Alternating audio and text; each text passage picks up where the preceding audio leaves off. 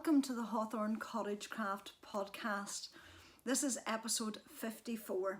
I'm Kate and you can find me on Instagram as Kate_Hawthorn Cottage Craft, on Ravelry as a runner bean, and there's a Ravelry group for the podcast, Hawthorn Cottage Craft podcast.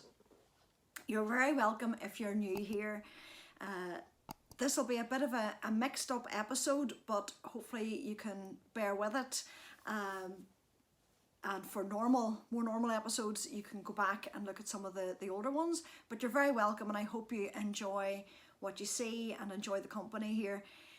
If you're a returning viewer, thank you for your patience and thank you for coming back to visit with me. It has been quite a few months since I recorded. It's just life. There's no point in making other excuses. It's just life. I have actually sat down to record on a number of different occasions over the last months, and it hasn't really come to anything, and as you know, I haven't put them up. So today's episode is actually going to be a little bit different in that I'm going to start the episode with a piece that I had recorded about a month ago, talking about the finished objects that I have had over the last few months. I don't know about you, but I've talked about this before. I go through phases, and certainly because of everything that's been going on in life, outside of the home and inside of the home, I have found it quite hard to concentrate over the last number of months. So my knitting has been very bitty when it happens. I have finished things, but I feel as though I haven't finished things, even though you'll see that I have. But I don't feel as though I've been consistent with my knitting, and maybe that's why I haven't sat down to record. But I have recorded some things to do with things that are finished. So what I'm going to do today is, just after I've spoken to you now, I'm going to put in my finished object section that, as I say, I had recorded a while ago. And then I have a little bit of footage, very small, on a yarn festival that I attended at the end of April. And I mean, it's very little. I didn't take very much footage at it at all. But I had been to the Woolly Good gathering in Edinburgh, the first of its meeting, and then I'll come back to you and actually talk to you now about what I'm working on at the moment. And at the end, I had already this recorded as well, the prize winners from the giveaway from months ago. So I will put that in at the end. So it will be a little bit patchworky and bitty, and I apologise for that, but for today it very much is what it is, and I hope you enjoy what you do get to see. Finished objects. Main one is what I'm wearing. I have been wearing this now for a couple of months. I finished it a few months ago and I have worn it. I thought, I can't wait until I eventually sit down and record this. I wanted to wear it. And this is one of my most favourite makes ever. This is the Weekender sweater, which I have knit before. It's an Andrea Mowry pattern. And I had knit a Weekender 3 or 4 years ago from Miss Bab's yarn that I'd got at Rhinebeck. And this is an oversized sweater. It's meant to be oversized. The original one that I knit was just oversized for me at the time. It's no longer oversized. And I just wanted a really comfortable sweater. So I had this beautiful yarn. You know my great love of all things Studio Donegal and Donegal yarn. And this is their soft Donegal Aran. And it's the colour 5525. And it's my shade of green. It's my favourite colour ever. And I had some of this in my stash and I decided to knit the Weekender again. I knit the third size this time on a 5.5mm, which is US 9 needle. and I knit the 3rd size, and it gave me just the right amount of room. Let's see if I can show it to you.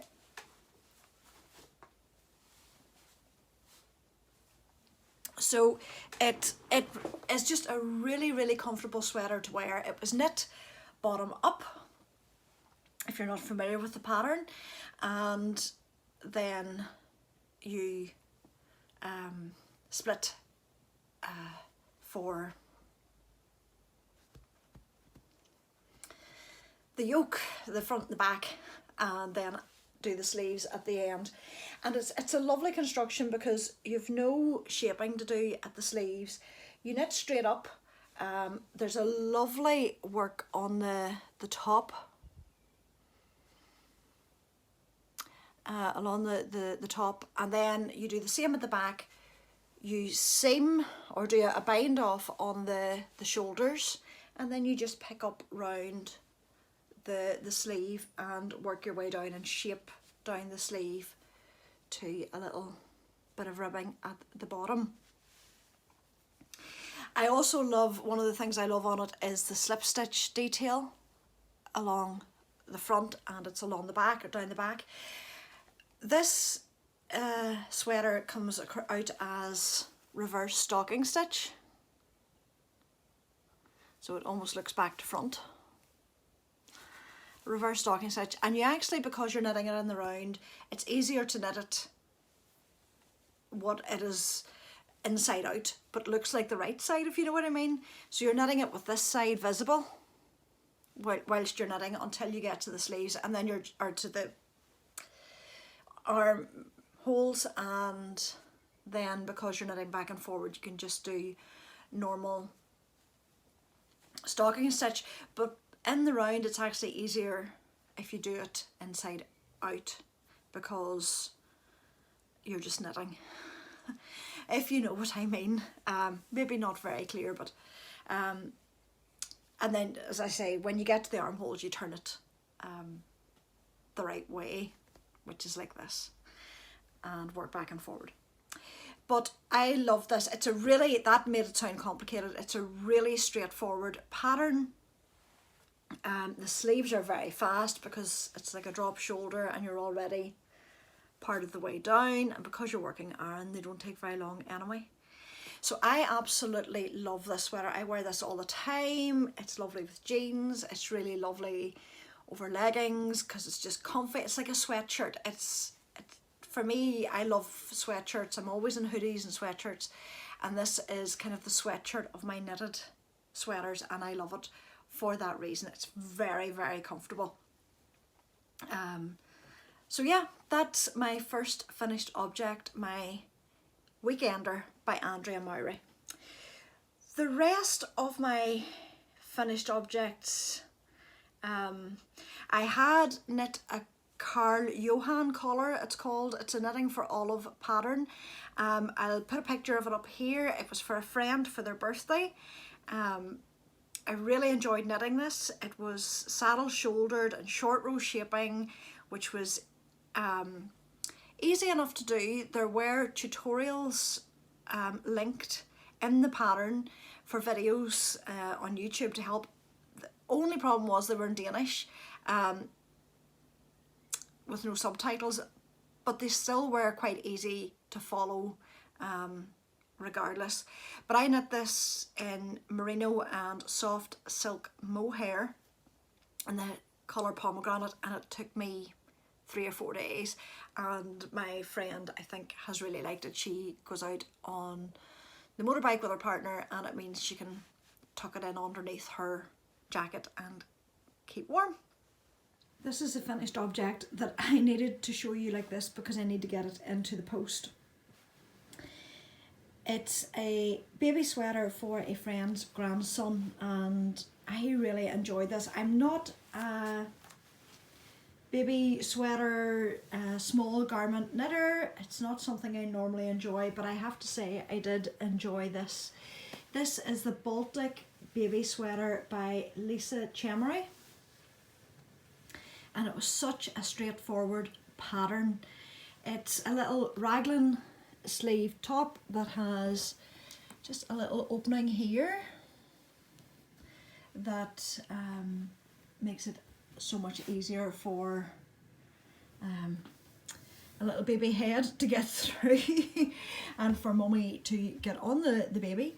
But this is just a lovely, lovely pattern. It was very straightforward. It was top down, and then little tabs were knit at the bottom. I will open one and knit into the bottom so that the bottom can be rolled up. And it's the same, put in again, it's the same for the sleeves.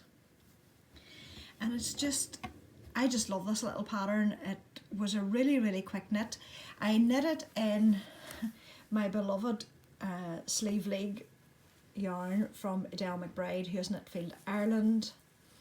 It is Donegal yarn, spun by Donegal Yarns in Kilcar, Studio Donegal, who spun for Studio Donegal. And this is the Sleeve League colourway. Sleeve League is Sleeve League are the highest sea cliffs in Europe, reportedly, and they are in Donegal, very, very close to Kilcar, where Studio Donegal is based. And Adele has this lovely colourway. I knit the Felix sweater in this for myself, and I just thought it would be a lovely yarn to knit a baby sweater in, partly because of all the pops of colour that are in it, the tweed. There are so many different pops of colour in it. I also decided, just for a contrast, that it's in the pattern to put a stripe in at the top, and this was Donegal yarn that I had in stash, just a remnant, and it was just enough for this little stripe to go in. And it brings out all the colours, I think, in the tweed.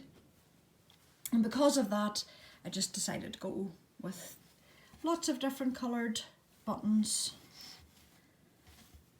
to make it a fun sweater for a little baby boy or little toddler. So that is the Baltic baby sweater, another Donegal yarn, this time from Adele McBride, but you know I love my Donegal yarns. Socks.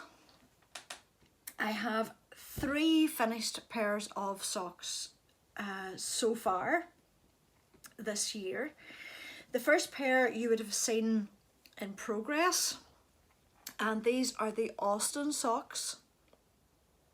I am doing a year of Kay Litton, who is a crazy sock lady, of her patterns, and I'll put the tag for Instagram that I have for that. It's HCC Crazy Sock Lady, and I have a lot of her patterns, so I decided that this year, as I do my Lucky Dip KAL and pick out my yarn each month, I would do a Kay Litton pattern. So this is the Austin socks, and it was a really nice, simple little pattern that just broke up the vanilla sock. The yarn is a one-of-a-kind colourway from Fine Fish Yarns, who is unfortunately no longer dying. But I love this. It's kind of like a seaside. To me, that reminds me of the sea, the sand and the sea and the rocks, the colour. I did these on a 2.75mm. I'm not sure what that is in US. A 2.5. It's a US 2, I think. I had gone up. I normally do a 2.5mm, but I had tried this with the 64 stitch because I felt it might be a better fit. It's a bit loose, particularly on the foot, but it's still okay. I think I still prefer my 2.5mm for my socks. But I had tried this out. I wanted to see what it was like. But it's the normal 20 rows of 2x2 rib, and then it was a heel flap and gusset, and then the rounded toe, and that's all in Kay's patterns. How to do those. So that was the first pair. That was my January Lucky Dip KAL colour. My February Lucky Dip KAL, and again Crazy Sock Lady pattern. The pattern is the heel toe do-si do, and the colourway is Bookshop, which is a Knitpicks Felici colour, and I love these. I just absolutely adore this colourway. So I did, I think that's a 10 round cuff. This was Knitpicks, I think it's a Knitpicks Stroll I had. I don't know the colourway for the contrast, for the cuff and the toe. And I like putting in the Afterthought, or a version of the Afterthought heel, and I'll link a tutorial to that in the description box below. If you go down underneath the video, it'll give you the episode number, and there's the little word more, and if you press the more, it'll give you the drop down to all the notes. So I do an Afterthought heel just to keep my stripe regular. And I did these in my normal 2.5mm US 1.5 needles. And I have knit the heel toe do-si do pattern quite frequently, anytime I have a self-striping. And I really, really like the way it looks. Again, it's just something to break up the plain sock, and the back of her patterns are nearly always, the back of the sock is nearly always plain on her patterns. And it's just a little bit of interest to the front of them. So that was February's finished socks. And this is March. The colourway is from Deviant Stitches yarn. I don't know what the colour was called. And I think I was given this yarn.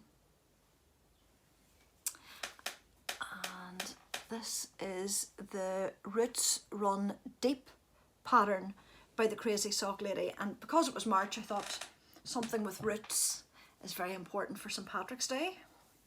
And there's a little bit of green in these, a little bit. But this is the pattern, and it goes down the front of the sock. It's like a little cable. And the back again is just plain. But I love these. They were a quick knit. I think when you have a bit of a pattern, I'm sure they're not any quicker, but they feel quicker because you work. I like to finish a repeat each time I knit, whereas I might, if I'm doing plain socks, just knit a couple of rows and then I get bored. Whereas when there's a pattern repeat, I tend to try and finish a repeat, and it seems to make the socks go quicker. And it's the rounded toe, the heel flap and gusset, and I think there's 15 rows in the cuff of this one. It's just whatever notion I'm in about knitting the cuff. I find knitting the cuff can be a slow process, so it's just whatever is I'm feeling like doing at the time. So those are all my finished objects.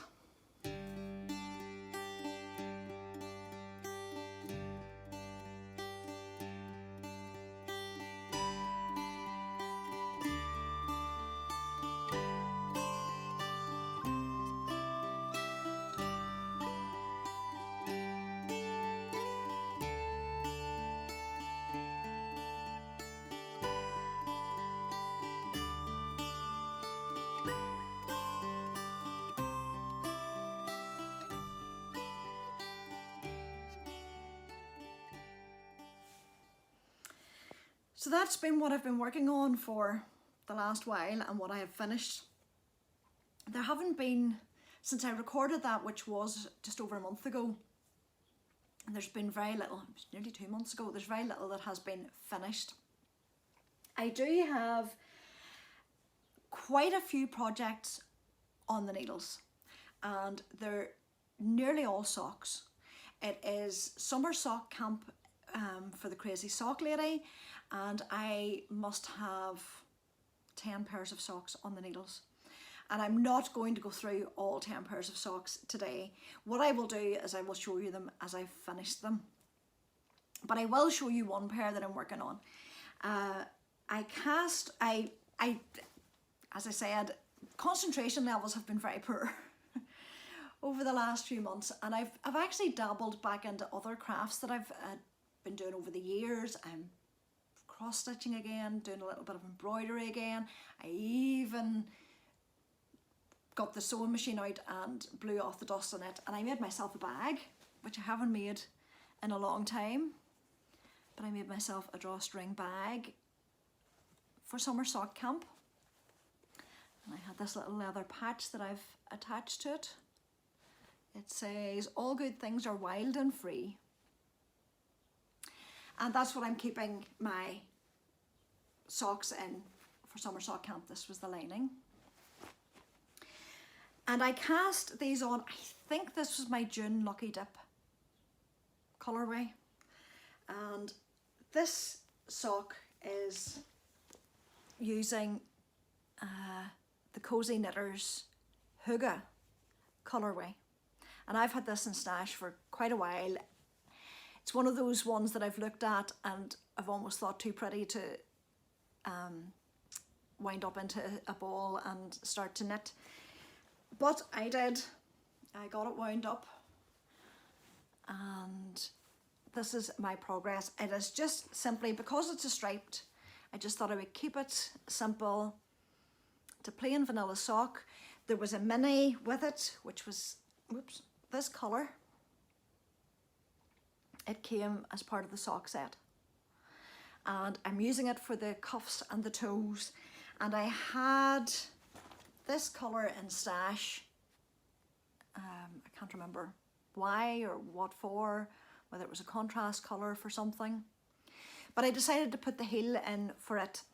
Now, if you've been here a while, you know that normally when I knit striped socks, self-striping socks, I put in an afterthought heel to keep the stripes. But this time I thought I would try a heel flap and work on with the stripes and see if it would affect them. So far, I think it's okay. It has changed the width slightly. Maybe there's a row or two less at this stage, but it's not particularly noticeable. Now, if I find as I go down a little bit that the stripes are becoming untidy looking, I will go back and take all this out again, because it would annoy me. And I'll put in the afterthought heel, but at the moment it's certainly working. This is a 64 stitch sock as per normal, 2x2 rib on a 2.5mm, which is a US 1.5 needle. And I have a little camping themed stitch marker. I will put the link to the shop. It's camp, I think it says on it. I'll put the link to the shop in the show notes because I can't remember what it is. But I'm really enjoying working on these. I work on them a little bit every day. Because I have so many sock projects on the go, what I try to do is each time I pick up socks, I pick up a different pair. So in the morning, I'll do half an hour on this, and then maybe later in the day, if I'm sitting down for a cup of coffee, I'll work on a different sock. And as I said, I'll show you those as I go along. But because there were a few finished objects and it was a bit longer than I thought I would space that out. So this is the Hygge colourway from the Cozy Knitter, and her striped yarn is, self-striping yarn, I think is one of my favourites. I had a lot of people get her Advent stripes and they are beautiful, but this is one of her normal regular colours, and I think it might be in her shop at the moment.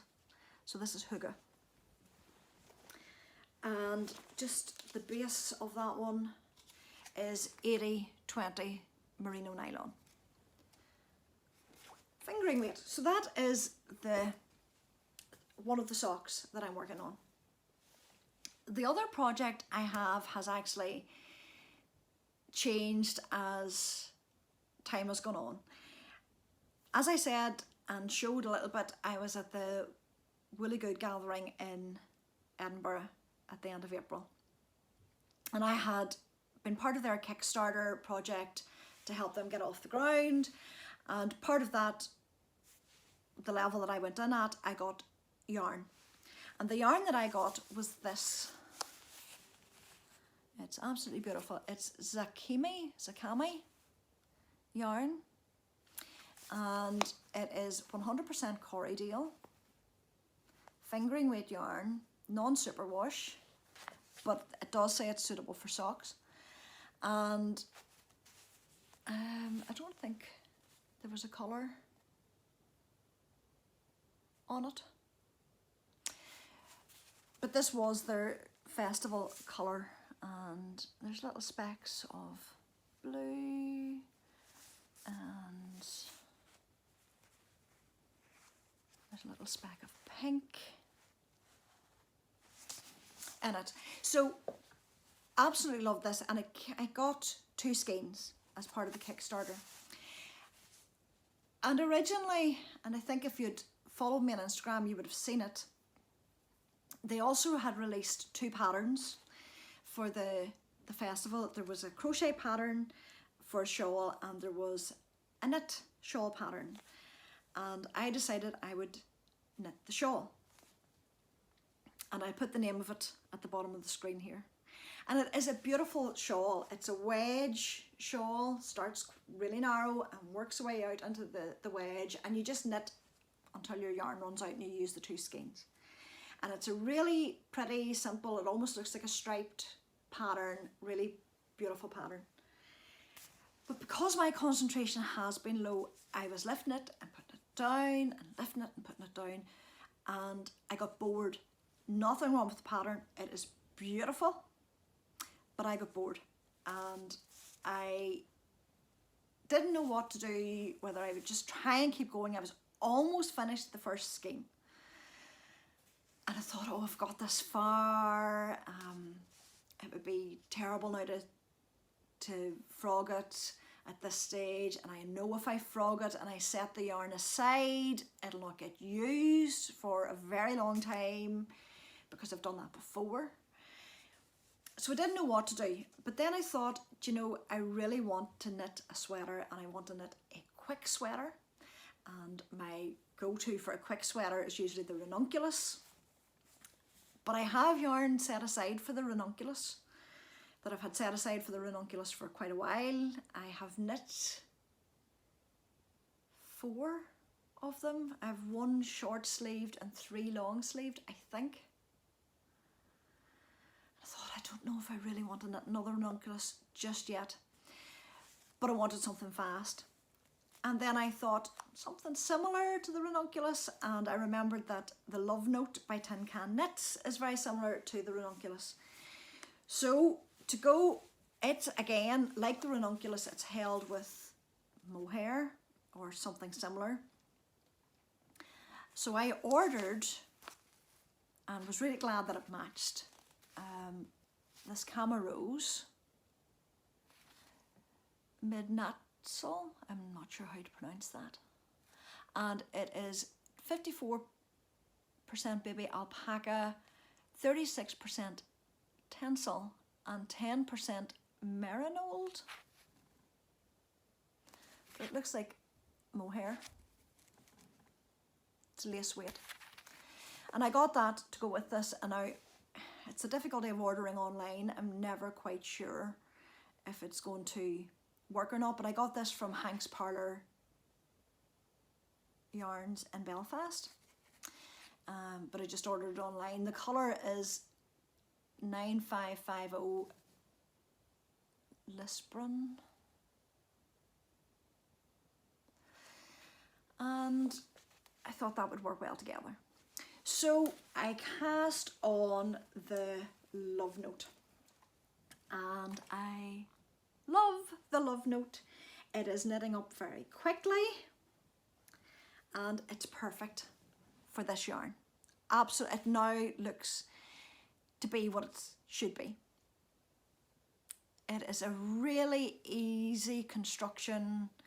It's tin can knits. They have a wide range of sizes and their patterns are really well laid out. So it's top down, not very much shaping until you've the lace finished. There's a couple of increased rows obviously from the neck. You're actually meant to do the neckline last. It's meant to be a provisional cast on, and then you come back and do the ribbing. But I don't like provisional cast on because I'm not very good at it. So I just went on ahead and put on my normal neckline. I think it's just so that you can gauge the amount of stitches you need to put on and what you want to, how wide you want the neck to be. But this, for me, it was just easier to do this. And then it's lace, and it is the simplest lace. I find the ranunculus quite straightforward, but this is easy. This is actually a really easy, I would say a really good beginner friendly lace. What I liked about it is that although it's up here at the yoke, there's no shaping in the lace, no increases in the lace. So it's literally just, I think you repeat the pattern once and then you do a little bit of shaping, split the stitches on hold for your sleeves, and then it's just knitting it straight down. You can do a crop version or a longer version. I have this much left of the first skein. I think maybe the body will finish with this, and then it's the two sleeves, and I might do them the 3/4 length again because I think this colour is going to be such a good neutral colour. I have visions of this in the autumn with a white shirt underneath, my jeans and tan brown boots for the autumn. I'm really, really excited about this piece, and I didn't think I was going to be because I wanted to use the yarn and not waste the yarn. I didn't want to put it away, and I think it is the perfect project for this particular yarn. So really, really, really pleased with that. I'm knitting it, it's on 6mm needles, and it's knitting up really quickly, and I'm at the stage now where I can just sit and knit and not have to pay attention really. I'm just going around in circles, and it is the perfect TV kind of knitting. And because our weather is so poor for the summer, it's good TV knitting. So those are the main works in progress. There is one other sweater, but I haven't touched it in months, and I will show you that the next time. But that's what I have been actively working on. What are you working on? Let me know in the comments below what you're working on and what you've been doing, because it's been a while since I've been talking to you, and it would be lovely to have a chat. What I'm going to do now is drop in the prize winners for the giveaway. As I said, I recorded it earlier and finally have got it up. And as I'm sure I've said in the little video, contact me if you're a prize winner on Instagram or Ravelry. That's where you will find me. Do not leave any details in the description, in the comments. Just send me a private message, please. Thank you so much for being here again today and for being patient with me as I come and go on the channel here at the moment. I'm very, very grateful for all of you.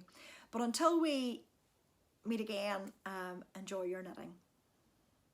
It's been such a long time since the last episode that you've probably forgotten there was a giveaway on it, but it was the 7-year anniversary of the channel, and I wanted to do a giveaway for that, and I had been given a beautiful skein of yarn from the Scottish Wool Festival, Scottish Yarn Festival,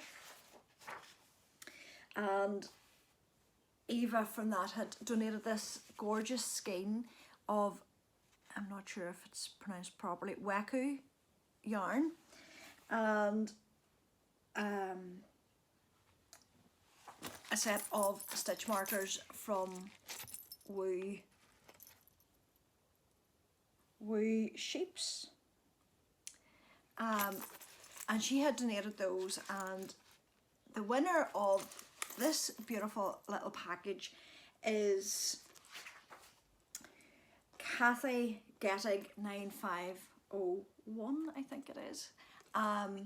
So Kathy, congratulations, these are for you. If you could contact me on Ravelry with a private message, or on Instagram with a private message with your mailing details, I will post these to you. This is a beautiful skein of yarn, and I think you'll really enjoy that. So Kathy, if you could get in touch with me for that, and thank you very much Eva from the Scottish Yarn Festival for donating that. But because it is such a long time since I put that up, I thought I would draw another winner from the comments as well. And as a lot of you will know, my local yarn shop is Lighthouse Yarns in Whitehead, and Louise knows my great love of Studio Donegal, and I've shown pictures of the yarn walls of Donegal yarn in her shop, and she donated this as a prize for the podcast. So it's 2 skeins of their darnie, and their darnie is 100% lamb's wool, and it's 4-ply. It was fingering weight, 4-ply weight yarn, and that, I think that denim blue is a really, really pretty colour. She also donated a crochet pattern, Doppio Coliseum, and this is enough to do that, or whatever you should so choose to make with it. So I drew a second name, and the winner of this is Caroline, and I've put your details at the bottom. Caroline Partridge 668. So congratulations Caroline. Again, if you could contact me on Ravelry or on Instagram with your mailing details, and I will get those off to you as soon as possible. So thank you very much to the 2 ladies who donated the prizes, and thank you all for your continued support of the podcast, particularly when recording can be quite sporadic, but I really value the fact that you're all still with me and hopefully enjoying what's out there. I am enjoying your company. So yeah, thank you very much.